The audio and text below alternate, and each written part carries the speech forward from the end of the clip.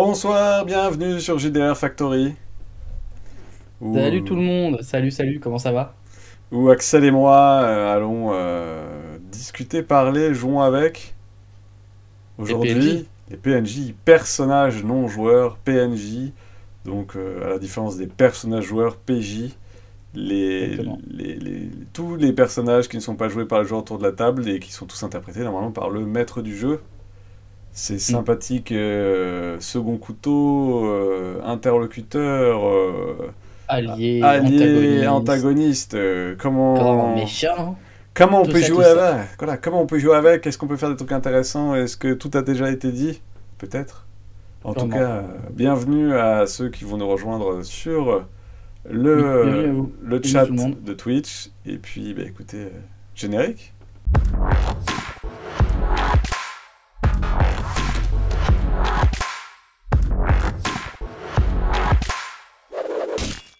Donc les PNJ, PNJ, Punj, les punj, PNJ, les pnj. les PNJ, On va voir les pneus neige. les pneus neige, voilà. Ouais. Euh, je pense que pour commencer, il faudrait peut-être commencer par dire on va dire les grands poncifs sur les PNJ.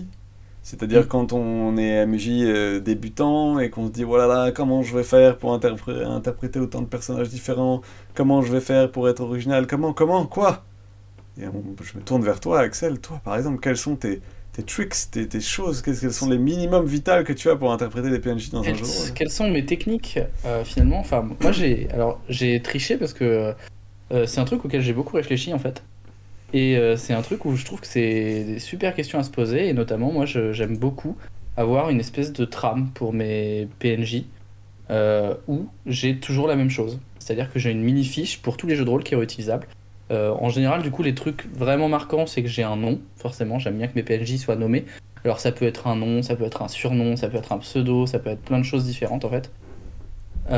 Ils ont souvent une image ou une photo ou un dessin ou en tout cas quelque chose de visuel si jamais je joue en ligne et que j'ai un support à proposer. Sinon, en fait, ils vont avoir une apparence descriptive. Ce que j'appelle une apparence descriptive, c'est comment je vais les décrire la première fois que je vais les dévoiler finalement. En général, il y a des traits marquants, que ce soit une fringue particulière, une démarche, un truc qui fait qu'on va se souvenir, un truc reconnaissable. Ensuite, je vais travailler un peu sur la personnalité. Quand je dis personnalité, c'est vraiment des mots-clés. Je vais dire par exemple, ce PNJ-là, il est plutôt enjoué, ou alors il est plutôt sinistre, il est plutôt calculateur, etc., etc. Moi, ça va être des penses-bêtes aussi pour moi, pour me rappeler comment joue mon personnage. Parce que en tant que MJ, je vais en avoir plusieurs des PNJ. C'est ça un peu le côté le plus compliqué pour le MJ. C'est d'incarner plusieurs rôles et parfois d'affilée de changer comme ça au débeauté. Et donc j'ai ces petits traits de personnalité pour me dire, bah voilà comment il est. Oui. Ensuite, si j'ai envie d'aller un peu plus loin, il va avoir une activité principale, un truc qu'il fait dans sa vie de tous les jours. Ah, vas-y, Matt, dis-moi, parce que Non, non, j'ai mais vu que... c'est pas en fait, je me dis, mais ça, ce que tu dis, je triche. C'est-à-dire, en gros, tu as fait un personnage non joueur comme ça et tu l'utilises tout le temps. C'est-à-dire qu'en gros, c'est la même carte que tu peux utiliser pour du Medfan, du Space Up. Genre, Alors, j'ai toujours un barman bourru qui a perdu l'amour de sa vie et que je peux ressortir dans toutes alors, les. non, ce que je disais, c'est que j'ai toujours la même fiche Ah, que je remplis au fur et à mesure. Mais oui, j'ai souvent des PNJ qui se retrouvent. Alors, le barman bourru de la taverne, bah, ça peut être un tenancier de bar ou un tenancier de boîte de nuit ou un propriétaire de boîte de nuit. Ces trucs qui peuvent. Des personnages un peu génériques comme ça qu'on peut retrouver. Mais d'ailleurs, on va le voir parce que ça, c'est souvent des PNJ qui sont très secondaires. Mais une fois que si je veux développer un peu plus mes PNJ, je vais leur donner une vie. C'est-à-dire, bah, par exemple, qu'est-ce qu'ils font dans la vie? Est-ce qu'ils ont une activité? Est-ce qu'ils ont un hobby, un métier? Qu'est-ce qu'ils font pour emmerder les joueurs ou pour les aider? Ce genre de choses. C'est souvent très en lien avec les joueurs, déjà à partir de ce moment-là. En tout cas, c'est comment les joueurs le connaissent finalement. Puis les possessions que va pouvoir avoir ce PNJ, où est-ce qu'on peut le retrouver, la localisation, etc. Puis enfin, et surtout le plus important, c'est les liens avec les PJ et les PNJ, euh, et donc avec l'histoire en fait, avec ce qui se passe. ça fait, Salut Auré. ça Ouais, fait dis-moi. beaucoup, beaucoup d'infos, tout ça. Donc, c'est que des mots-clés, c'est ça, parce que tu n'écris pas un roman pour Ouais. chaque PNJ. Non, j'écris pas un roman pour chaque PNJ. Et bah, Auré demande pour chaque PNJ, donc très creusé. Non, pas du tout. Pour chaque PNJ, c'est ce que j'ai dit au début, c'est le nom, une apparence, un trait marquant, ou enfin en tout cas quand c'est pas vraiment juste des PNJ fonctions de faut aller à gauche, faut aller à droite, auquel cas on s'en bat un peu les pieds, tu vois, mais ceux-là je les fais au débeauté, ils sont pas préparés. Et après, bah, j'ajoute au fur et à mesure, plus le PNJ est important, plus je vais ajouter d'infos finalement, Mais plus je vais étoffer. est-ce que tu essaies de faire des voix différentes pour tes PNJ? Pour mes PNJ, ouais, alors je suis très mauvais en voix, donc souvent ce qui se Je dis passe. oui, pas pour toi, pour moi aussi. Je suis très mauvais en voix et donc Ouais, ouais, on est les pas au MJ même qui niveau font quand des même, hein. voix, les MJ qui font des voix, ils sont. Ouais, non, mais, les MJ, Alors, mais au PNJ qui au bout d'une heure a exactement la même voix que l'autre PNJ, c'est quand même ma grande spécialisée exactement, quoi, tu voilà. vois. Non, c'est genre, Ouais, moi, c'est ce qui se passe, c'est qu'en général, j'essaie de faire enfin, je fais pas tout le temps des accents, mais quand j'essaie de faire un accent, il se transforme au fur et à mesure de la partie, et il se transforme soit en accent italien, soit en accent allemand. Donc j'ai deux accents que je fais un peu tout le temps, et à chaque fois, ça dévie comme ça, même quand j'essaie de faire autre chose. Mais sinon, en fait, il par n'était exemple, pas espagnol, Klaas von Schleut. Bah, mais il a migré quelque part. Non, mais par contre, ce que je fais, c'est que je peux leur donner des tics de langage, ou un zozotement, ou un feu sur la langue, ou un bégaiement, ou ce genre de choses, quand vraiment je veux les typer, et puis même moi, ça m'aide à les jouer, et ça, c'est un truc que je note sur ma fiche. C'est-à-dire que je vais noter s'il a un accent, je vais noter s'il a un cheveu sur la langue, je vais noter s'il est bègue, je vais noter ce genre de choses. En tout Et cas, toi, t'as des techniques pour, pour incarner? pour avoir, pour le coup, comme toi, moi j'arrive à trouver des voix et ça m'aide beaucoup. Parce que, moi, si tu veux, j'ai besoin, en plus de tout ce que tu as dit, moi j'ai besoin quand même d'un objectif. Mm. Comme on en a parlé hors Ouais. champ, il y a plusieurs types de PNJ, évidemment. Tu as le PNJ figurant, comme on dit, le barman qui est juste là pour te filer de la bière et faire de l'ambiance. Selon ton énergie, à ce moment-là, tu vas le faire plus ou moins vivant, plus ou moins. Donc c'est bien d'avoir préparé des trucs, c'est bien d'avoir des souvenirs de personnages dans d'autres jeux de rôle ou dans d'autres œuvres de fiction qui t'ont inspiré. Tu te dis, tiens, j'aimerais bien faire un barman comme ça. Je sais que quand je suis en forme ou quand je vois des MJ qui font ça, je leur ai piqué évidemment quand je suis en forme. J'essaye parfois le rendre un peu volubile, donc d'avoir des choses à discuter. Reprenons le barman, il peut être évidemment un ancien combattant comme tous les barman dans tous les jeux de Medieval Fantastique, et donc il a toujours 12 000 légendes à raconter, toujours plus ou moins bizarres, étranges et loufoques. Et voilà, vous pouvez habiller votre barman comme ça, et ça rentre dans ce que tu disais, le tic de langage, le nom, le tic de langage. Mais un personnage comme Ah, ça n'a pas obligatoirement besoin d'un objectif. non. Par contre, dès qu'on rentre dans les personnages secondaires, c'est-à-dire ceux qui tournent autour, et même principaux, évidemment, il va y avoir un objectif. Mais moi qui improvise beaucoup, en fait, j'ai jamais de personnages PNJ principaux a priori. Ils arrivent après. C'est-à-dire que j'ai que des personnages secondaires, avec tu les des objectifs, construis, ils se construisent, et si tout d'un coup la narration de l'histoire et les PJ s'intéressent plus à lui, bah tout d'un coup il va devenir le grand méchant de la campagne, ou tout d'un coup il va devenir l'antagoniste principal, ou le mec qui va... Et là je vais commencer à creuser pourquoi il fait ça, et je vais me poser les questions entre deux scénarios, comment il va réagir à ce qu'ont fait les PJ, qu'est-ce qu'il peut faire hors champ, et surtout s'il fait des trucs hors champ, comment je vais pouvoir le montrer aux joueurs, parce qu'il n'y a rien de pire qu'un PNJ qui fait des trucs hors champ et qui les joueurs n'ont jamais conscience. Complètement. Il faut qu'il y ait un payoff aux actions de votre PNJ, et que ce soit positif ou négatif. Là, je parle pas de grand méchant, mais il faut qu'il y ait un payoff qui ne prenne pas 12 milliards d'années, quoi. Et c'est des trucs que tu peux réfléchir hors champ. Mais là, on rentre déjà dans le secondaire, voire potentiellement le principal à force de. Tu vois. Complètement. Mais c'est intéressant, moi je rebondis un peu sur un truc que tu as dit un peu plus tôt, c'est-à-dire que tu piques des idées à droite à gauche. Mais moi je vais aller plus loin, c'est que souvent mes PNJ, je lis beaucoup, je regarde des films, je regarde des séries, et en général il y a des personnages dans ces œuvres-là où je me dis, ah ouais, il est trop cool celui-là, et il y a des traits de caractère, voire des gimmicks, des trucs comme ça, voire des morceaux de nom, ou des images que je vais aller piocher, et où je vais les réutiliser en fait. Parce que je suis un gros recycleur, parce que comme on en discutait un petit peu sur le Discord, vous pouvez venir discuter avec nous d'ailleurs pendant l'émission, on Oui, réagira viens aussi dans la là-bas. description, on a un nouveau Ouais. Discord tout propre, tout beau. Et on discute avec tous les gens qui viennent sur ce Discord quand on Et- prépare les émissions, et c'est super cool. Et comme je disais, moi du coup j'improvise énormément. C'est vraiment même la base de ma manière de masteriser. Et donc forcément en fait, je pars pas de rien, je recycle. Il y a beaucoup de recyclage dans ce que je regarde et dans ce qui m'inspire, notamment. Moi j'ai un peu un espèce de gimmick quand je masterise, il y a souvent un PNJ qui a la tronche de Robin Williams. Parce que j'adore cet acteur, parce que c'est un hommage et parce que en fait c'est un personnage qui est hyper intéressant et qui a fait beaucoup de choses. Et en fait, déjà c'est un excellent acteur selon moi. Et donc il y a beaucoup de trucs dont je m'inspire. Et notamment, en fait, ça permet aussi de surprendre les joueurs. Parce que si tu mets la tête de Robin Williams, Erwick le disait, quand il voit la tête de Keanu Reeves, il s'attend à voir un mec qui va kiffer, un gentil qui est hyper badass et qui va se défoncer pour sauver la vieille, la veuve et la veuve et l'orphelin. Et si tu mets une tronche de Robin Williams, tu t'attends forcément à quelqu'un qui est plutôt gentil, plutôt doux. Mais si t'en fais un salopard avec des super motivations ou des super objectifs, même noir et tout, et en fait ça surprend vachement les joueurs et ça permet de jouer beaucoup là-dessus.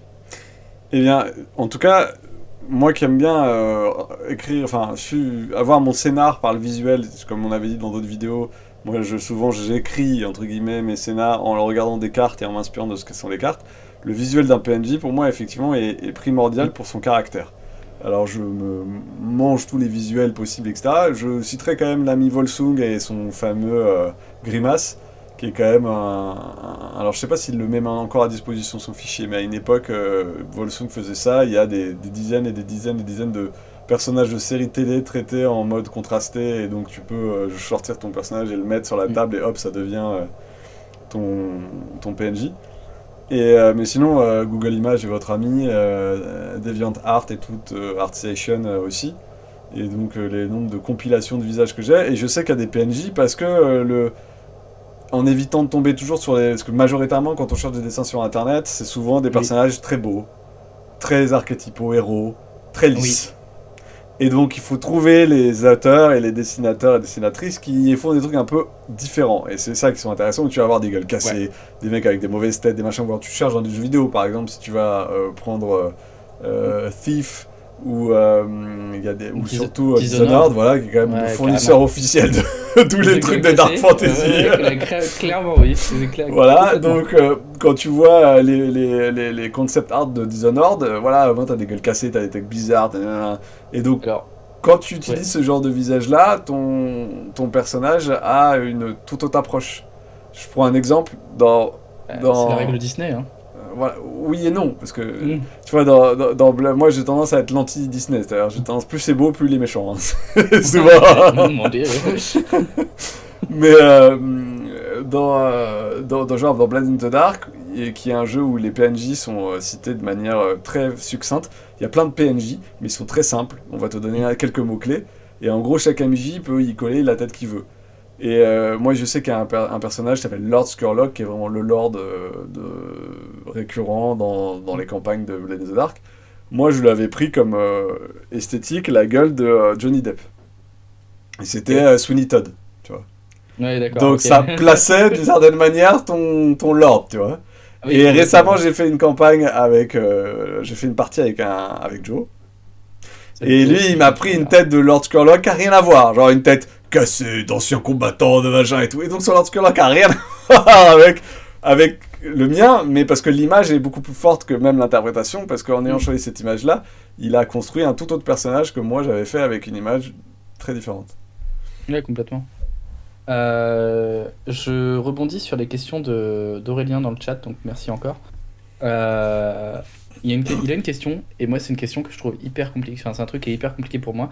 En termes de représentativité, est-ce que vous arrivez à avoir 50% d'hommes, 50% de femmes, des enfants, des handicapés? Est-ce que tu arrives à être varié dans tes PNJ quand tu les fais, ou est-ce que tu es très... J'ai tendance j'ai tendance à penser dans la majorité des mondes dans lesquels je fais jouer sont souvent des mondes quand même misogynes.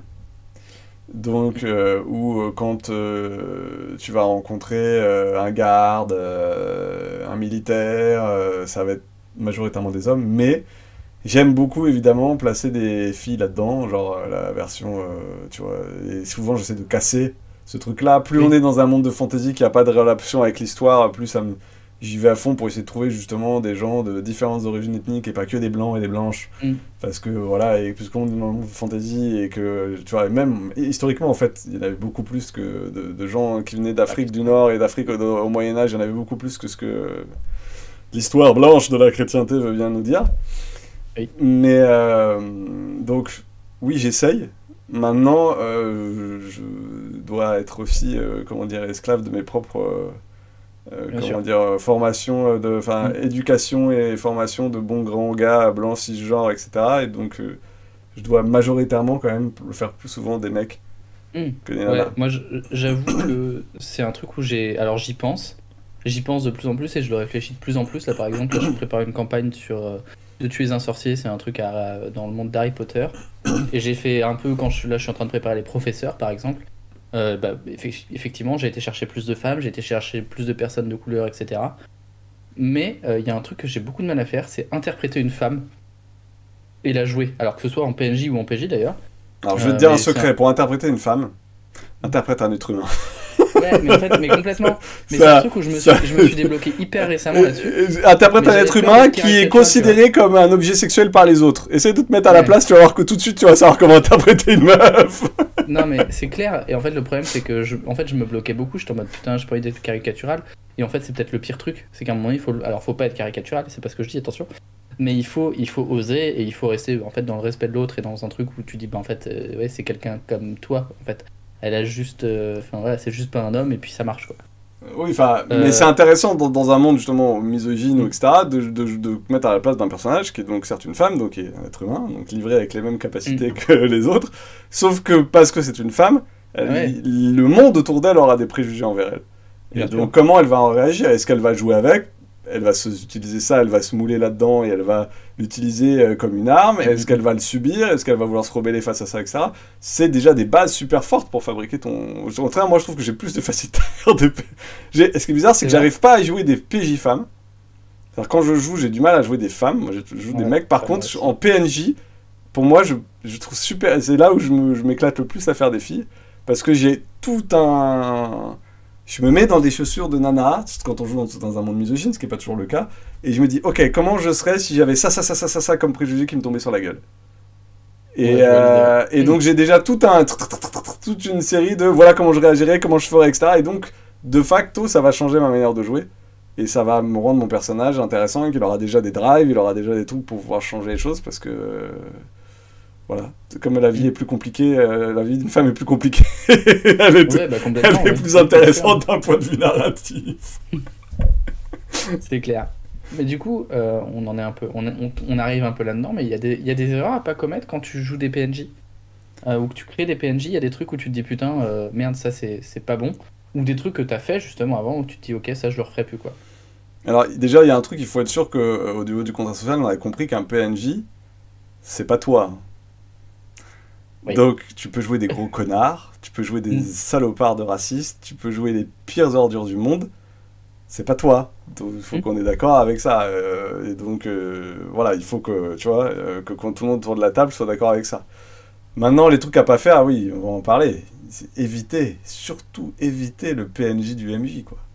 Le C'est-à-dire PNJ PJ. le PNJ du MJ, c'est-à-dire le MJ qui a fait Ouais, son ouais, PNJ clairement. préféré, qui a fait, oh oui, je l'aime, ah il est beau, j'ai passé des heures à apprendre la mécanique et c'est moi qui l'ai fabriqué, j'ai fait les meilleurs combos possibles, là regardez comme elle est belle, c'est un beau combo de cartes Magic, il est magnifique, j'ai mis un roleplay vite fait dessus, vous ne pourrez pas le toucher, les Team Mortels, je vais vous humilier, ah bon. Je l'ai, Celui-là, il faut. en tant qu'MJ, je l'ai fait. J'étais jeune, mais je l'ai fait. En tant que joueur, je l'ai subi. Ouais. Souvent. Et c'est une horreur. Surtout, putain, si vous avez un MJ qui fait ça encore, montrez-lui cette vidéo et je le regarde dans les yeux. Toi, là, arrête de faire ça. Arrête. Ouais, c'est hyper désagréable en fait, hein. C'est hyper désagréable et en plus souvent du coup les PJ sont des faire-valoir, quoi. C'est-à-dire qu'ils sont là et effectivement si on parle un peu mécanique, si les PJ sont pas optimisés, t'es en mode bah oui bah super, bah je sers à rien, il y a le mec qui fait tout à côté, ou pire le mec qui te casse la gueule en continu, tu vois. Genre le grand méchant qui est le PJ du MJ et qui te pète la gueule parce que bah ouais bah juste il a mieux compris les règles ou mieux suivi les règles, etc. Alors, Donc par- ne faites pas ça. par rapport à ça, il y a quand même deux trucs. Hmm. Le PJ garde-fou. C'est-à-dire qu'il y a des MJ et des campagnes qui aiment bien avoir des garde-fous. C'est-à-dire dire, voilà, tu ne peux pas faire n'importe quoi, il y a des créatures plus puissantes que toi. On pourra réfléchir, d'ailleurs on a une vidéo qui va bientôt parler de ça, sur comment ça on peut pas faire n'importe quoi, est-ce que vraiment le monde va s'autodétruire si tout d'un coup les PJ sont pas tenus en laisse par des PNJ père fouettard. C'est un autre sujet. Mais je peux comprendre l'intérêt de ce genre de personnage-là, mais c'est pas une raison de les faire sans faiblesse. Par exemple, en ce moment même, je fais une campagne dans Eberron où les joueurs ont en face d'eux un dragon. Donc, comme ils sont en dessous du niveau 10, et qu'un dragon c'est vraiment sale, d'un point de vue mécanique, ils n'ont aucune chance. Les gens en sont bien conscients qu'ils n'ont aucune chance de le moucher, que le dragon, s'il veut, les arrache. Maintenant, est-ce que ce serait intéressant pour moi que le dragon soit juste là pour les arracher? Donc comment tu utilises ça de manière intéressante? C'est-à-dire, il faut que ça dépasse, il faut que ta grosse bébête ou ton gros machin, déjà, ne soit pas parfait, c'est-à-dire qu'il a des défauts, même s'il est ultra balèze, etc., il peut être trompé, il peut lui arriver des soucis. Donc, en l'occurrence, dans celui-là, le dragon a une fois ou deux eu des maladresses, a pu glisser, à un moment a lancé un sort qui s'est retourné contre lui, il a été transformé en petit blob, comme ça, et bref. Donc c'est pas, comment dire, voilà, leur montrer que même le plus puissant des machins peut avoir des faiblesses. Ensuite, si vous avez une telle créature, un tel PNJ par rapport à vous, ça n'a aucun intérêt, il est juste là pour fesser les PJ, quoi. Donc qu'est-ce qui peut apporter de choses intéressantes? Moi, ce que j'aime avec ce genre de personnage-là, c'est qu'il soit ambivalent, et qu'il peut être à la fois être un opposant, mais aussi il peut être potentiellement un allié.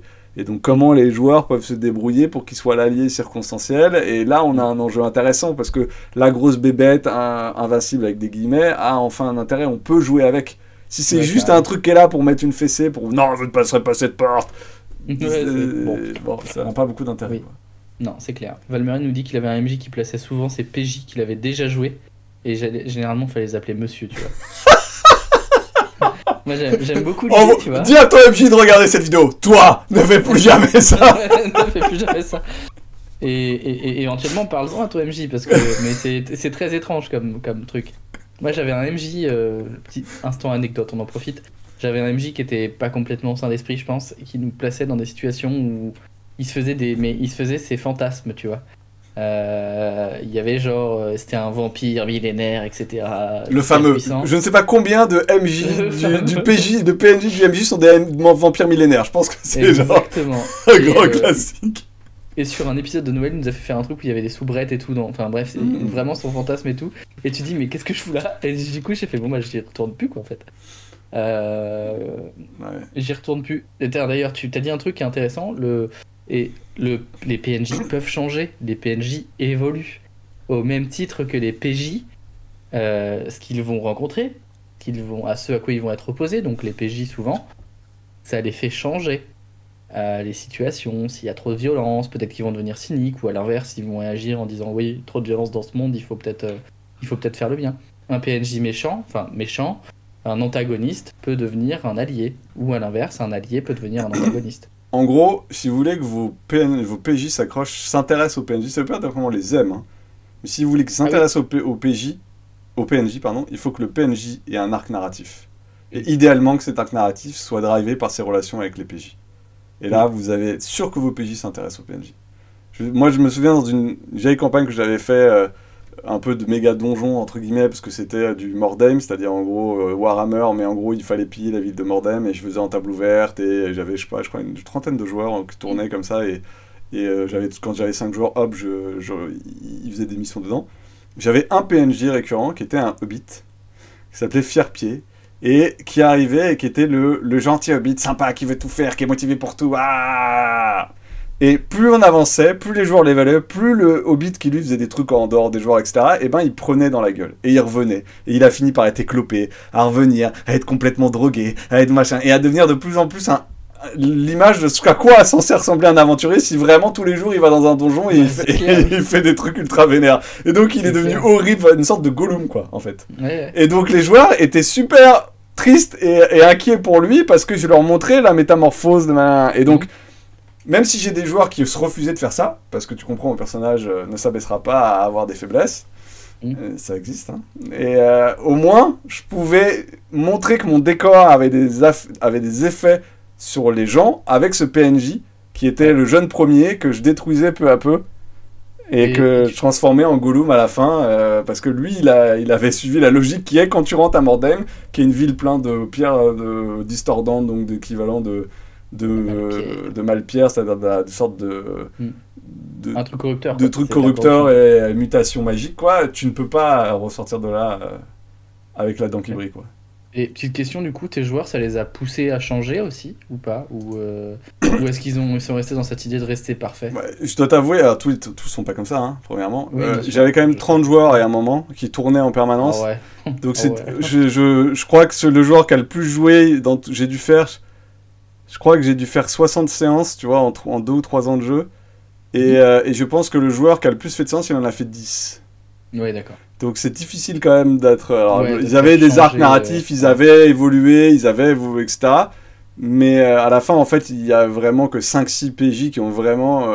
tu vois, quand je dis 30, il y en a un, il était vu une fois. Tu vois, c'est le principe des tables ouvertes. Hein.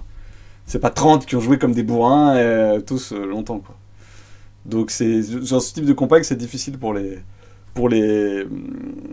PJ d'avoir tous une grande arc narratif. Par contre, pour le MJ, sur les PNJ, bah, c'est intéressant d'avoir, comme on est dans un truc fermé, avec un village où ils reviennent, c'était beaucoup plus facile pour moi d'avoir le forgeron du village, où les PJ vont, l'aventurier porteur de sac, le hobbit là, qui revient en permanence, nanana, et de savoir comment les interpréter. Vu que je les interprétais à chaque fois, tout le temps, que c'est toujours Oui. les mêmes avec tous les groupes, bah là j'avais des PNJ que je connaissais comme ma poche et qui étaient vachement faciles à interpréter Ok. pour tous les groupes de PJ. Et ces PNJ, c'était des moteurs d'histoire un peu, ou c'était...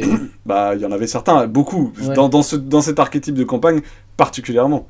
C'était D'accord. beaucoup d'entre eux, c'était ah, j'ai besoin de quelqu'un, je voudrais de la malpierre, tu pourrais m'en ramener, je te donnerai ça à la place. Il y avait quand même un Ah oui, côté pardon. MMO quand même, hein, je veux dire, c'était un hub. J'ai mal posé ma question, ouais, pardon. Quand je dis même mon moteur d'histoire, c'était moteur d'histoire personnel, un peu moteur de drame, enfin je veux dire drama au sens large, un moteur dramatique quoi. Est-ce que t'avais des PNJ comme ça qui Dans faisaient, un truc un peu hub à la justement méga donjon. Ouais. Je te dis, j'avais ce personnage de Hobbit qui était pour moi ce vecteur de drame. Son objectif, c'était de montrer aux joueurs le côté dramatique d'être un dungeon delver, quoi. Mais l'écrasant, et avec elle, il y avait une ancienne elfe qui voulait retrouver des trucs et qui avait toute une campagne qui lui était liée, etc. Mais il y avait un côté plus proche de GTA, si tu veux. Oui, C'est-à-dire, d'accord, en ok. gros, t'avais ton PNJ donneur de mission, il avait lui-même des envies, des machins, mais en gros, il foutait rien, c'était les joueurs qui travaillaient pour lui. Donc, Ouais, si tu veux, d'accord, c'était ok. juste tous ces PNJ étaient quand même des gros glandus assis sur leur chaise et qui attendaient que les PJ leur ramènent. Ramène-moi ma belle pierre. Voilà, ramène-moi ma Valpierre. Bon, oui, certes, j'ai un passé tragique, etc. Et je te l'interprète, mais bon, n'empêche Ok. qu'elle se bouge jamais le cul, l'elfe, tu veux. C'est toujours toi qui fais le travail pour elle, donc Ok. c'est quand Moi, même des du coup, PNJ particuliers, quoi. un truc que j'aime faire et que je subis beaucoup, en général, je sais pas, je trouve que les PJ des fois ils hésitent à mettre de la famille dans leur PNJ affilié, tu vois, quand les joueurs créent des PNJ. C'est vrai. Moi, c'est un truc que je fais beaucoup. Et en général, ça ne rate pas. Ma famille meurt dans d'atroces souffrances, est kidnappée 12 fois par scénario ou par aventure, etc., etc. Et en fait, je trouve que c'est des super moteurs d'histoire. Parce qu'en plus, et je le fais aussi en tant que MJ. Alors en général, je ne tue pas. Ne regardez pas mes joueurs, ne regardez pas, vous êtes derrière le rideau là, mais je ne tue pas les PNJ proches. Ah, les Mais PNJ proches. je vais les frapper fort, tu vois. Je vais les secouer et je vais faire en sorte que ça secoue forcément les joueurs. Si Mamie se fait enlever ou si un illustre inconnu se fait enlever, il n'y a pas le même impact. C'est sûr. On va avoir plus envie de sauver. Et les PNJ, ces PNJ là, du coup, je vais les faire changer aussi. Bah ouais, quand tu te fais enlever, peut-être que t'as des trucs, t'as des problèmes derrière, quoi. T'as un petit trouble post-traumatique ou alors même des changements physiques. Si tu te fais éborgner, si tu te fais mutiler, etc., bah tu seras plus le même. Et en général, bah, ça permet déjà d'utiliser le background du joueur s'il en fait un. De lui dire, bah écoute, moi j'ai lu, donc je m'intéresse. Et puis le joueur va se sentir vachement plus impliqué. Effectivement, c'est un bon conseil pour si tu te retrouves face à un PJ, tu sens que c'est le joueur de joueur. Pas obligatoirement par mon PNJ est un dieu, on peut pas le toucher. Il y a des joueurs aussi qui vont au jeu de rôle en mode hyper détendu, qui se marrent tout le temps et qui tout glisse sur eux. Salut Franck. C'est pas pour ça que c'est des mauvais joueurs de jeu de rôle, mais ils sont là pour s'amuser et ils ont raison. Ils s'éclatent et ils ont raison. Mais donc, pour eux, tu peux leur envoyer tout ce que tu veux comme horreur à la gueule. De toute façon, ils sont là pour se marrer, donc c'est fun. Et leur personnage va pas vraiment souffrir de ça. C'est pas grave, c'est comme ça qu'ils kiffent. Oui, bah, et voilà. sûr. Mais donc, c'est vrai que peut-être que ce genre de joueur, je devrais leur donner une famille. Parce que je sais que au moins, je pourrais taper dans ça. Et donc, ça l'obligera à avoir. Tu vois, Bah c'est clair. tu vois. Le truc, et Valmeren a hyper raison, c'est qu'en général, en fait, les joueurs le font plus, tu vois, ils le font une, deux, trois fois, et puis quand ils voient qu'ils en prennent plein gueule, ils arrêtent, tu vois. Mais effectivement, quand il n'y en a qu'un seul qui a fait un BG avec de la famille, en général, c'est lui qui prend tout dans la gueule. Donc c'est aussi un truc à doser. C'est-à-dire qu'il faut pas massacrer le seul type qui a fait Tu seras l'effort. puni parce que t'as bien un background. T'as mis de la famille. T'as mis un frère, une sœur. honte à toi, je vais les tuer, je vais les torturer, etc. Mais ouais, c'est un truc à doser, quoi. Bah, parce que pareil, dans ce cas-là, tu peux utiliser aussi ta famille comme un atout, un avantage. Bah Ton complètement. Ah frère mais qui bien va te faire sûr. rentrer à un endroit où personne ne pourrait rentrer parce que ton frère le fait. Bah, Hmm. tu vois. Après, moi, je dirais attention à ça. Je sais que quand un PJ vient avec ce genre de choses, je m'en méfie beaucoup. Et je suis D'accord. pas pour. Et que. Parce que le problème, c'est que quand t'as toute la famille à jouer, tout d'un coup, ça devient le PJ qui vient avec tu sais, Ouais, ils sont... son petit théâtre derrière lui. Et en Oui. gros, il accapare tellement l'attention parce que le MJ doit en plus jouer toute sa famille, tous ses Hmm. machins, et qu'est-ce qui reste aux autres? Tu vois ce que je veux dire? Faut Ouais, pas carrément. oublier que les PNJ, la majorité du temps, ils sont quand même là pour beaucoup, majoritairement, comme des faire-valoir pour les PJ, quoi. Oui, Et complètement. Ah quand il y bah en a oui. un qui vient avec ses 15 potes, familles, qui sont tous ses faire-valoir pour lui, et que les autres, ils en ont pas, tu vois, c'est ça aussi. Hmm. Ouais, Il faut faut doser, savoir hein. doser. C'est pour ça que moi j'ai tendance à essayer d'équilibrer mes Hmm. joueurs en leur filant des PNJ autour d'eux, tous à peu près Oui. équivalents, pour que je puisse qu'ils aient tous leur moment de faire valoir et d'interaction. Et quand je dis un PNJ, ça peut être le fantôme dans l'arme que tu as récupéré et qui devient un PNJ récurrent qui est Ouais, là, qui te carrément. hante, qui te machin, nan, nan, nan, mais donc il faut que tu aies des interactions avec lui. Et il faut que tous tes PJ tu leur accordes le même attention et que tu leur donnes tous des PNJ avec qui interagir et qu'il n'y ait pas juste celui avec sa famille de 12 potes et qui lui va te pomper ton attention sinon quoi. Complètement. Je rebondis là-dessus. Moi, en général, quand on commence une campagne ou un truc, je demande le même nombre de PNJ à mes joueurs, en fait. Et ça permet d'équilibrer. Je dis, bah écoute, quand on a créé les persos, bah réfléchis à 2 PNJ que tu vas avoir avec toi, ou 3 PNJ, ou 4 en fonction de la gueule de la campagne. Souvent, c'est 2 ou 3 quoi. Et en fait, effectivement, le noter et équilibré dans la demande, bah, c'est que les joueurs, ils avaient avec une demande équilibrée, que tu peux partager ton attention. Mais ça soulève un point. Comment t'équilibres, en fait, pour avoir des PNJ qui sont intéressants, mais pas trop présents, justement. On parlait du PNJ MJ, tu vois. On va dire qu'on n'est pas dans cet extrême-là, mais tu as des techniques, toi, pour éviter justement que ton PNJ il parle trop ou qu'il y en ait trop et que ça prenne beaucoup de place par rapport aux joueurs? Bah moi je dois t'avouer, il y a quand même un conseil qui m'a beaucoup aidé dans la masterisation des PNJ, c'est le conseil qu'a d'un Apocalypse World qui dit jouez vos PNJ comme des voitures volées. Mais ça veut Sous-entendu, dire quoi, Matt? qu'est-ce que ça veut dire? Ah, mais si, quand même. Qu'est-ce que ça veut dire? Ça veut dire, en gros, que comme c'est une voiture volée, vous faites n'importe quoi avec elle, vous en avez rien à foutre, elle est pas à vous, vous pouvez la casser, vous pouvez la briser, vous pouvez la déposer comme une merde sur le bord de la route, et vous en avez rien à faire, vous n'avez pas besoin de faire attention. La première règle, c'est qu'en gros, dans Apocalypse World, et moi j'ai un truc que j'apporte, tout PNJ peut mourir. Comme ça. D'accord. Je veux dire, Ok. il n'y a pas de carte qui le protège, etc. C'est sûr que quand tu fais une intrigue autour d'un personnage où c'est important qu'il survive, etc., c'est un enjeu, où tu as envie que tu peux essayer que le PNJ a pas de raison de mourir, tu vas pas le tuer tout le temps, mais en soi, aucun PNJ n'est immortel. Ok. Ensuite, la règle, c'est justement comme c'est une voiture volée, et qu'en gros l'objectif c'est ne respectez pas trop vos PNJ, bah Mm. justement, filez-leur des putains de défauts, quoi. Et donc ils sont pas parfaits, ils se plantent, ils font des erreurs, il y a des moments, heureusement que les PJ sont là pour les rattraper, et puis surtout, apprenez aussi à fermer votre gueule, quoi. Il y a des moments, quand même, ils sont là beaucoup pour. J'essaie de limiter le plus possible les moments où il y a que des PNJ qui parlent entre eux. Parfois, ça arrive. Et quand ça arrive, dans ma tête, je vous dis vite, il faut que ce moment soit le plus court possible. Parce que c'est pas eux les personnages principaux de l'histoire, c'est les PJ. Donc oui, il y a Ok. deux pépères qui vont parler, nanana, qui vont faire passer des informations, ils vont véhiculer des trucs, ça peut être intéressant, mais le plus vite possible, j'essaie d'être le plus lapidaire possible dans ces discussions-là. Parce que mon objectif, quitte à, par exemple, si j'ai décrit un PNJ qui est hyper volubile, qui parle pendant des heures, etc., et que je sens que ça prendrait trop de temps, moi c'est comme ça que je fais, hein, j'ai tendance à dire, et je commence à être volubile tout d'un coup, et il continue dans sa manière de parler pendant des heures et des Ok. heures. Qu'est-ce que vous faites? Tu vois? C'est-à-dire, en gros, une fois que tu as posé ton ambiance, ton machin, t'as pas besoin sur ton personnage, ton PNJ volubile, de vraiment la jouer, cette conversation entièrement. Enfin, je D'accord. sais qu'il y a des MJ qui seraient pas d'accord avec moi, mais moi je le fais comme ça parce que je compte que c'est pas, ça devient un bruit de fond. Ok, le décor il est posé, il est en train de parler, blablabla, bla, bla, bla, bla, c'est un bruit de fond. Revenez au PJ, qu'est-ce que vous faites? Pendant que lui il parle et qu'il vous saoule. Ok. On a à peu près la même approche. Dans le sens où ça a longtemps été un truc où je savais pas trop comment faire. Gérer en fait, ce que j'appelle un monologue, mais c'est même pas un monologue, c'est le dialogue entre PNJ. Je trouve ça hyper dur à gérer en vrai, en tant que MJ. Ça fait partie des trucs où je sais que j'ai encore à progresser. Et en général, je le joue pas. Je dis, bah, vous entendez que, et je lâche l'info.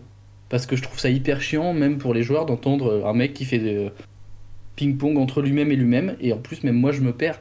Vu que je suis super nul sur les voix pour revenir au début, il se peut que j'ai du mal à changer de ton, ou d'intonation, ou d'accent, et que mon espagnol se termine avec un accent italien, ou avec un accent allemand, etc., et que du coup, ça ne veuille plus rien dire à la fin. Mais effectivement, c'est un truc où moi je balance les infos que les joueurs vont récupérer en disant bah lui il dit que, et effectivement, mettre un marqueur, comme tu dis, de volubilité s'il est très volubile ou si c'est à ton bas. Bref, en fait, utiliser un peu des didascalies au théâtre qui sont des marqueurs d'intention, etc. Et en fait, juste je le dis. Je dis bah voilà, là il le dit discrètement, mais vous l'entendez, boum, il y aura une livraison entre Jean-Pierre et Jean-Marc à 18h demain soir, quoi. En fait, moi, ça dépend surtout de mon énergie. C'est-à-dire que si je me sens bien et que je suis inspiré à ce moment-là, ça peut Ouais. m'arriver de jouer en tout cas le début de la séquence parce que je sais que ça va faire marrer les joueurs, etc. Hmm. Mais ça sera jamais long. C'est-à-dire qu'à un bout d'un moment, comme je te dis, je vais passer en mode didascalie. C'est une très bonne, comment dire, Ouais. très bonne métaphore. Mais si je me sens à l'aise et en forme, je vais quand même le jouer pour l'ambiance, pour le machin et tout. Puis après, passer en mode didascalie. Évidemment, si je suis pas inspiré à ce moment-là et que j'ai pas d'idée particulière, etc., ce que tu viens de dire, la méthode de la didascalie, vous êtes en train d'écouter et plutôt que de jouer à la discussion entre les deux mecs en train, eh bien, tu comprends que dans leur plan, nanana. Je veux dire, aucun joueur pour l'instant m'a reproché d'avoir fait ça. Mais peut-être que c'est pas assez immersif. Mais en tout cas, ça fonctionne bien. Hein. Et encore une fois, si on part du principe que les personnages principaux ce sont les PJ, c'est pas du tout gênant, il y a des moments de faire passer ce que disent les PNJ de cette manière. Encore une fois, il faut pas le faire tout le temps, il faut pas que ce soit une habitude, il faut pas non plus gâcher un bon moment de roleplay de PNJ, mais voilà, vous n'êtes pas obligé de le jouer pendant Oui. 15 minutes, quoi. Ouais, mais j'avoue que je considère que les bons moments de roleplay de PNJ sont avec les PJ justement, en interaction avec l'autre. Parce que c'est plus facile, enfin moi, en tout cas j'ai plus de facilité à rebondir sur les paroles de quelqu'un d'autre, même sur de l'impro, tu vois. C'est le truc un peu rebondir avec moi-même, j'ai beaucoup plus de mal. Et pour, J'avais... Ouais, dis-moi. juste pour revenir sur un truc aussi que disait Apocalypse World, il dit donc jouer vos PNJ comme des voitures volées, mais il dit aussi soyez fan des personnages. Et pour moi, c'est un truc, souvent, alors ça dépend de l'ambiance. Dans de la Dark Fantasy, c'est moins vrai, mais comme je fais pas que de la Dark Fantasy, et par exemple dans Voyage en Pays Fantastique, je le fais beaucoup. J'aime beaucoup mes PNJ, parce qu'ils sont un peu stupides ou parce qu'ils sont impressionnés par les PJ ou etc., vont être des faire-valoir des PJ. Et il y a plein de moments où j'utilise ça. Ma grande spécialité, c'est régulièrement, il y a des gardes, donc les joueurs vont parler aux gardes, et les joueurs vont vouloir faire un truc formidable, et il y a deux gardes qui se parlent, il y a un joueur qui a t'as vu ce qu'ils sont en train de faire? Ah ouais, quand même, putain, ils sont balèzes. Tu vois, un truc comme ça, juste cette petite voix qui prend rien et tout, mais pour montrer que les PNJ, waouh, tu vois, sont impressionnés ou machin, et ça boite les gardes, ils sont là, non, vous ne passerez pas. Ils ont l'air dangereux, Maurice, quand même, ouais, t'as raison. Tu vois, genre, ça, c'est un truc, un grand classique que je fais tout le temps, qui marche toujours très bien. Voilà, c'est très comique, ça marche, mais voilà, c'est ce genre de petits trucs que j'ai en tête et que je peux ressortir régulièrement quand il faut mettre les PJ en avant, parce que c'est bien qu'un PNJ serve aussi justement à donner la soupe au PJ, quoi. Carrément. Bon, on a fait un petit tour un peu quand même des petites techniques, etc. Moi, il y en a une que j'aime beaucoup. Je vais remercier Pierre au passage. C'est un truc dont je me suis inspiré. C'est faire jouer des PNJ importants ou de manière un peu spéciale, un épisode, une fin de truc, par d'autres personnes, des extérieurs. C'est ce qui m'a fait faire sur une séance de DD5 où bah, Matt et sa bande jouaient des draws et il est venu me faire jouer Non. en tant que nain qui était maître des runes ou quelque chose comme ça. Et en fait, bah, ça veut dire que il lâche la main sur son PNJ, donc il n'est pas totalement libre de ce qu'il fait. Et ça rajoute une personne, ça rajoute une surprise sur la séance, et ça marche. C'est un truc qui marche super bien. Moi, je l'avais fait avec Tu veux dire Vixen, de donner un PNJ à un PJ pour une partie, quoi. En mode guest Alors, star, c'est ça? exactement. Alors, un PJ, moi, souvent, c'est avec un extérieur parce que je trouve que ça marche mieux. Mais on reviendra sur une autre alternative après. Mais ouais, carrément. Moi, je l'avais fait avec Vixen qui était venu interpréter un grand méchant. Et en fait, c'est trop bien, même pour le MJ, c'est-à-dire que tu te fais surprendre. Parce que tu donnes les grandes lignes. Tu dis, bah voilà, comment a fait le PNJ jusque-là, quel est son objectif, etc. Mais tu es bien libre de faire ce que tu veux avec et de la manière dont tu le veux, quoi. Et ça permet de se faire surprendre en tant que MJ et de surprendre les joueurs. Alors, quand tu nous as parlé, avant l'émission, tu m'as dit ça, tu as dit un truc qui m'a marqué. Tu as dit, je Ouais. ne me suis jamais senti aussi libre qu'en jouant ce De ouf. PNJ par rapport Et à un oui. PJ. Et ça m'interroge beaucoup, Parce que normalement, il n'y a pas de raison qu'en tant que PJ, tu puisses pas te sentir aussi libre que ça. Pourquoi tu t'es senti plus libre en jouant en PNJ? Parce que, alors attention, c'est une métaphore de beauf qui arrive, mais c'était un coup d'un soir, littéralement. Enfin, voilà. Et c'est un truc où c'est un peu le même concept que la voiture volée. C'est que je l'ai jeté après, ce PNJ, qui était pas mon PJ. Donc j'ai fait un peu ce que je voulais. J'avais évidemment les grandes lignes de pierre, mais j'ai pas hésité. La première scène, c'est j'essayais de convaincre un des draws qui devait être le personnage de Seb. Et je me dis, en fait, dans ma tête, je me dis, bon, ça passera jamais, mais tente quand même, tu vois. C'est sur un malentendu, ça peut passer. Et c'est un truc que je m'autorise moins en tant que joueur. Je suis plus Alors dans le pourquoi? contrôle. Mais je pense que c'est un Pourquoi? je pense que c'est un bête souci d'optimisation, tout bêtement. Quand je suis joueur, je pense que c'est un vieux reste. Alors, je suis pas un optimisateur, mais j'aime que ce que j'entreprends ait des chances de réussir, tu vois. Alors que là, avec mon nain, j'essayais de. Je crois que j'ai essayé de mitonner ou de convaincre un draw. Et je savais qu'il y avait aucune chance que ça passe. Boum, jet de dés, c'est 20 naturel. J'étais en mode, ok, très bien. Mais c'est un truc, en tant que joueur, j'aurais pas testé. Je me dis, bah, je vais trouver une autre solution en fait. Je vais prendre une autre approche. Je vais prendre un truc plus efficace. Un truc où il y a des chances que ça marche, quoi. D'accord, donc en gros, de jouer à un PNJ t'a permis de faire du play to lose de manière beaucoup plus détendue. Tu te dis avec mon Ouais, PJ, complètement, ouais. je vais le casser, je vais l'abîmer, mon pauvre PJ, etc. Ok. Un peu, ouais, c'est un peu ça. C'est vrai que, alors, j'ai un problème moi, en tant que PJ, c'est que je n'aime pas que mes personnages meurent. Donc forcément, il y a toujours un peu de retenue de je vais peut-être pas aller faire le truc qui est trop méga dangereux.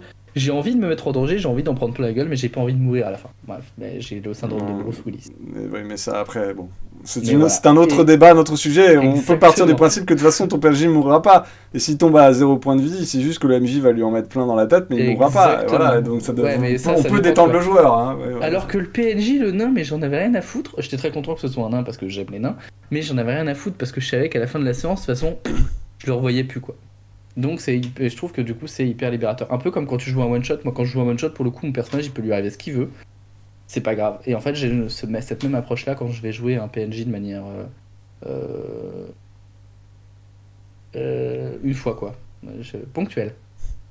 Donc en gros, ça t'a permis d'être plus proche du drive et des motivations de ce personnage-là parce que Ouais, je les pense, ouais. conséquences avaient. Ok. Complètement, ouais. Je pense qu'il n'y avait pas la petite voix qui disait fais gaffe, tu vas mourir. Pas du tout. Je dis c'est pas grave, tu peux mourir, mais c'est pas grave. Il est mort de toute façon à la fin de la partie, théoriquement. Je vois. Donc Et les PNJ. ouais, moi j'ai Peu- une question. Oui. J'ai une question pour toi. Ouais. Est-ce que t'as déjà fait jouer des PNJ par d'autres PJ autour de la table? Mais des PJ habituels, tu vois. Comment dire, de jouer. Ah oui, bien. Imaginons. Oui, ça m'est arrivé. Alors, ça dépend Ouais. de la table. Ouais. Mais oui, c'est-à-dire. En particulier dans les moments où, à une époque où on joue au jeu de rôle, tu sais, avec quand les joueurs font leur mission secrète. Moi aussi, je veux faire ma mission secrète dans mon coin. À une époque, tu faisais la mission secrète avec le joueur à côté. Et les autres pouvaient jouer à la console ou à Magic pendant que tu faisais. Voilà. Bon, au bout d'un moment, j'en ai eu ras le cul et j'ai arrêté ça. Et donc, dans ces cas-là, quand ça arrive, j'ai tendance à jouer la petite side quest du PJ, et s'il est un peu longue, les PNJ qu'il va rencontrer, je les file aux autres. Évidemment. Et là, le PJ est pas content parce que souvent les autres PJ sont moins tendres avec Ah oui. lui. Voilà, Oui. mais au moins c'est que tout le monde s'amuse, quoi. Tu vois, genre, je vais rentrer dans cette truc, t'es devant deux videurs, bah tiens, les joueurs qui foutaient rien, jouez-moi les videurs, tu vois. Évidemment, Oui, c'est plus carrément. facile avec des PNJ second rôle qui sont pas des quand tu as un scénario complexe avec des intrigues et des machins, tu files pas n'importe qui à tes PJ évidemment, mais ça se fait bien sûr. Tout à fait. Ok. Et la question, l'envers de la question, la face cachée. Quand t'as un joueur qui est absent à un PJ, tu le PNJises, tu l'absentes, qu'est-ce qu'il Alors moi devient? Il va faire autre chose? je déteste PNJiser les PJ. Et donc Pourquoi? parce que c'est pas mon personnage, c'est celui s'il y a Ouais. le MJ a déjà tellement de force narrative, a tellement de prégnance sur la narration. Si en plus tu te permets d'interpréter le PJ tu vois, le personnage d'un joueur.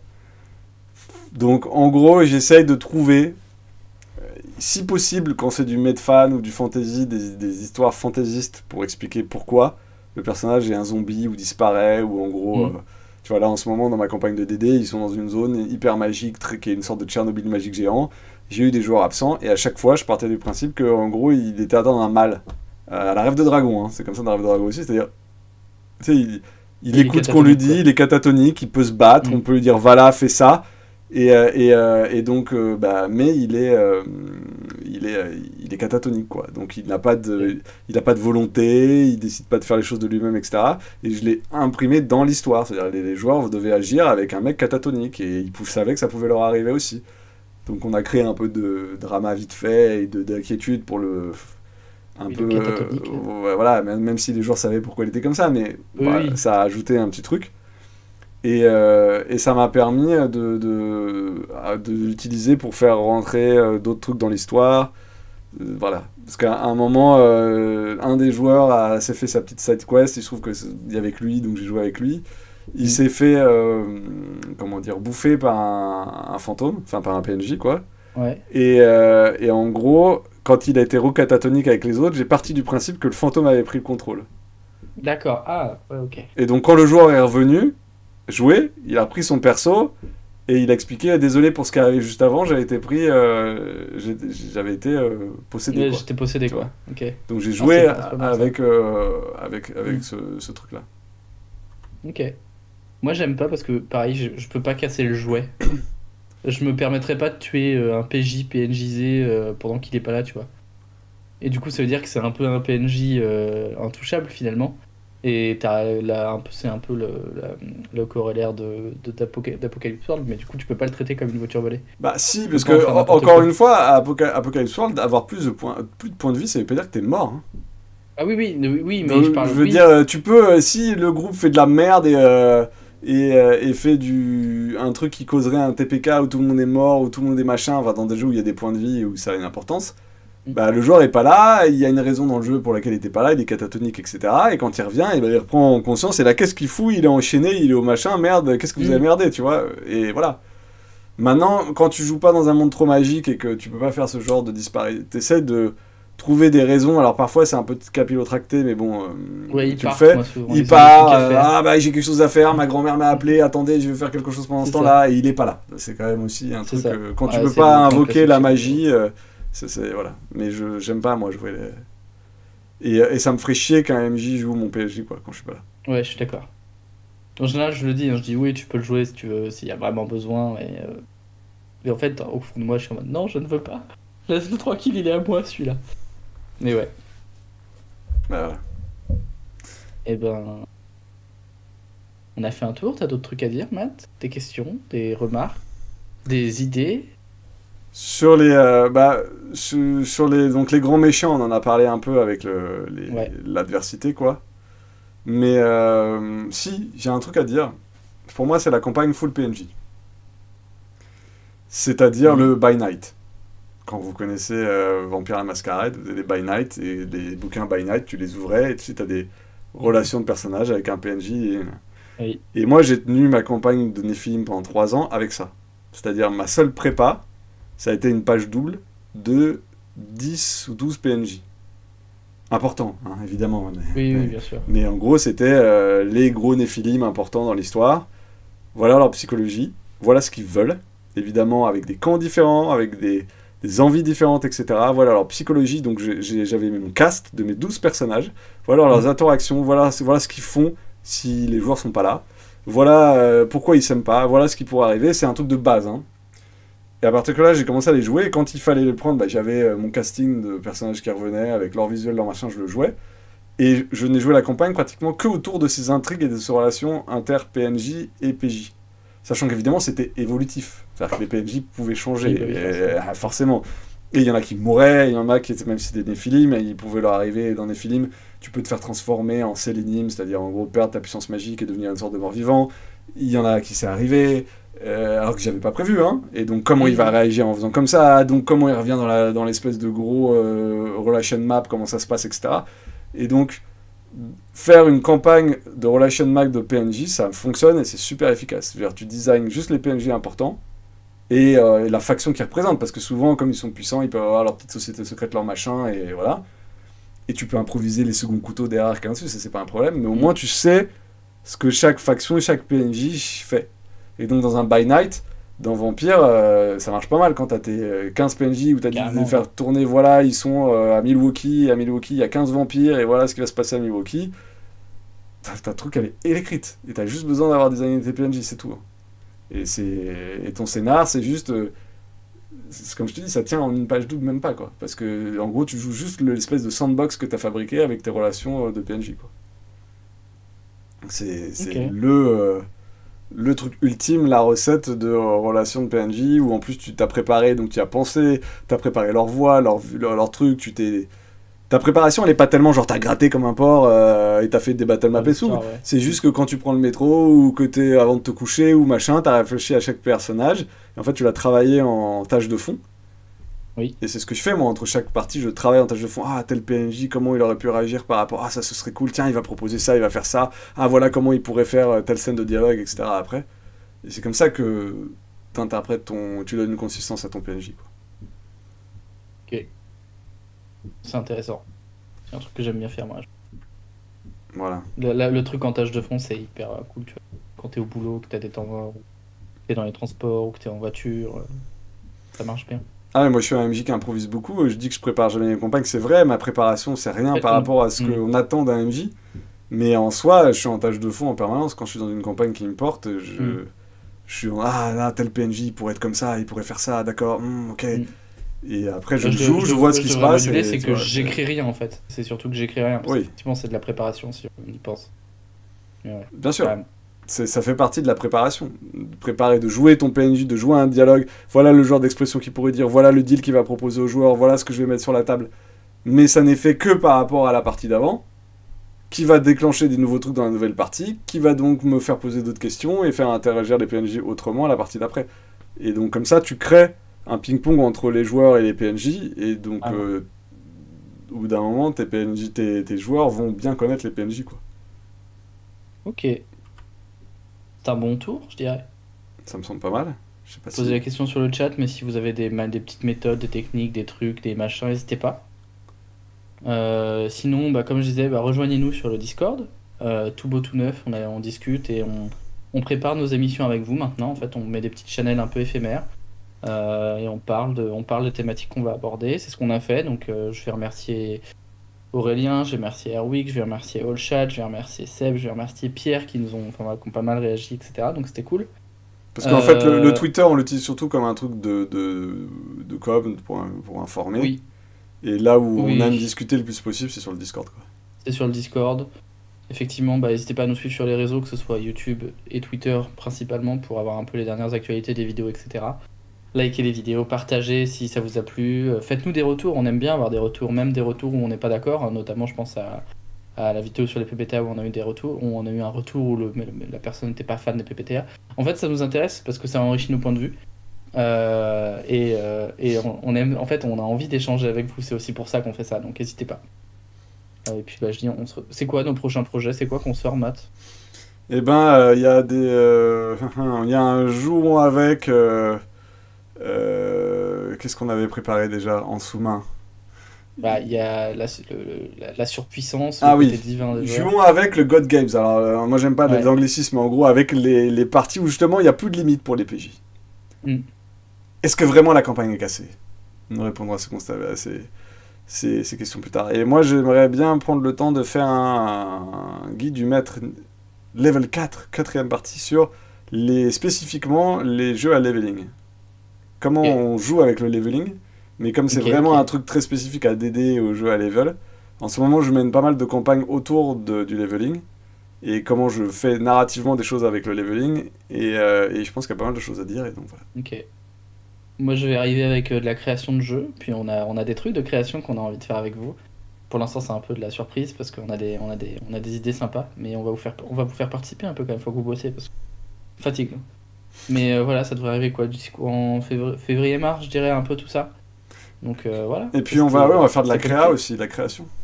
Ouais, ça j'ai trop. Voilà, normalement on va mettre ça, mais créer votre cabale, enfin on va créer en direct c'est quoi? C'est une conspiration. Ouais, la conspiration. L'organisation en tout cas. Bref, on va faire plein de trucs. Et on va faire ça avec vous. Donc vraiment, venez sur le Discord, ça va bouger quoi. Eh ben merci.